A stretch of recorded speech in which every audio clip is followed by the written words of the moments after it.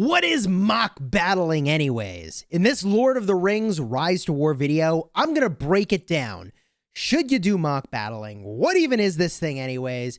And how do you get the most freaking value?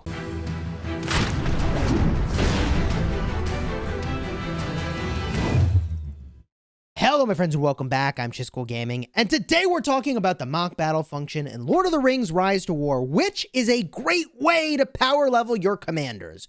So what does mock battling do?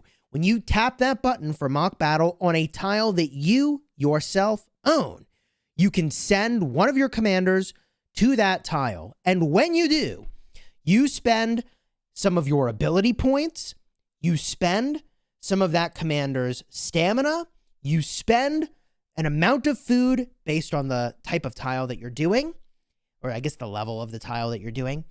And in exchange for all of that, you get experience. And the experience on the commander is very, very meaningful. And it doesn't cost you troops. You are losing 0 troops in this process. So the other thing you can do, by the way, to boost the amount of experience you gain is to have one of these mock battle experience items, which will give you a pretty sweet boost to your experience. So that's what mock battling is, and the amount of experience that you get is going to depend on the tile that you choose. So you can see I'm looking at a 260 ring power per hour land, which is pretty sweet. 14,400 food, and again, 1 ability point to go and do that. But if I pick a way lower tile like this 130 land over here, if I mock battle over here and I select a commander, you can see the amount of experience I'm getting went down from like 40,000 per attempt to 9,000 per attempt, okay? And the amount of food it takes is actually way less. It's only 4,500. I'm showing you this because I believe that mock battling is something you do later on, not early on. And when I say later on, I mean like 2 weeks into your progression if you are advanced very fast. I think mock battling can be really solid. Everything I've seen, by the way, points to level 50 as being the max level of a commander. So yes, you want to power level some number of commanders, but no, I don't know that you exactly want to rush one commander all the way up to 50 and then you're not getting any value off of them from an experience standpoint from that point forward. I don't know. Maybe I'm overthinking that a little bit and I should just rush my main commander up to level 50. Now, what are you getting for each level you put on a commander? You're getting talent points that you can apply over here in the portrait for the commander. You're also getting a bunch of stats on the commander. Every time they level up, they get more stats, and they get 1 more command point, which means more troops, which means more winning in fights, which is pretty freaking sweet. So leveling up your commanders is definitely important, and one of the things that can help you on your journey when you start mock battling is having the right ring points.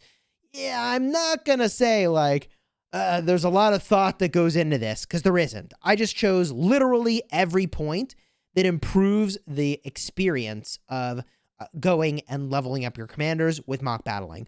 I maxed out efficiency, reducing the stamina cost. This is really important because if you're just using your ability points, and spending 20 stamina per, you are, man, I mean, you're not going to be able to power level a commander. They're going to run out of stamina really quickly. So if you want to power level, you really do want to have the mock battle stamina cost reduced to the maximum amount. Also, the bonus experience is obviously very valuable. And finally, reducing the grain cost seemed like a no-brainer to me. Because I am mock battling with basically every ability point I have right now, this is all perfect for me. And the thing I'll call out, if you need more ability points, by the way, is to max control if you haven't already. I have a dedicated video about why this talent is completely OP, card up in the top. So you may be wondering, Chisgule, why are you telling me about this now? Why weren't you doing this before? Because I reached a point with my account, okay, where I had achieved kind of escape velocity, I guess for this season, on resources and troops. And once I had kind of done that, then I could afford to just spend my food not on, troops to take tiles, but on a commander getting leveled up and power leveling kind of like a second and a third commander to be closer to the level of my highest level commander. Up until that point, by the way, I was using a gathering build instead. I was maxing out the points in the ring for harvesting.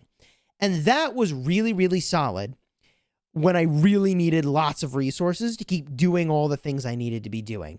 In fact, I would go and reset my tree, which you can do once every 24 hours, in order to go back to a harvesting build if I needed to, but I haven't needed to. So for now, I'm mock battling. When I'm done mock battling, I'll put the points somewhere else. In fact, all but guaranteed, when I'm more focused on battling other players, that I am going to be maxing out this tree in the upper right. It just seems perfect for fighting other players where you move faster just in general. You move faster when you position between your forts.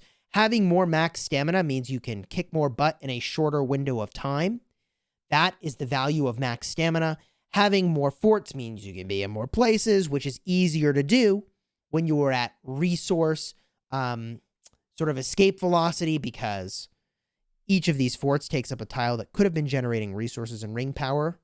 And last but not least, the fort durability just makes your forts last a lot longer. Really important, I think, when you're battling other players. So for now, I'm all in on this mock battling plan. I even have enough points to do a ton of sweeping, which at this point, by the time this video goes live, I'll probably have talked about my sweeping build and what I'm really enjoying with that in a separate video.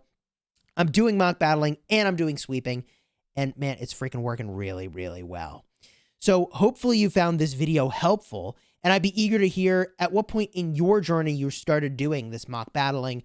I probably am missing a little bit here by not just taking one of my commanders up to level 50, but in order to hit one of these freaking 300 power lands, I feel like I need more commanders that are more leveled up. I'm working on that right now, and Gimli is my project, baby. And Gimli is looking like he is going to kick a lot of butt, but I will talk about that in a separate video. Throw a like on here, consider subscribing, and if you're looking for more videos about Lord of the Rings Rise to War, well, check out the info button, where I've pre-selected a couple videos I think you'll like, or just wait until the end screen, and it'll show you some ones that YouTube has picked just for you. Until next time, you have fun smashing your enemies.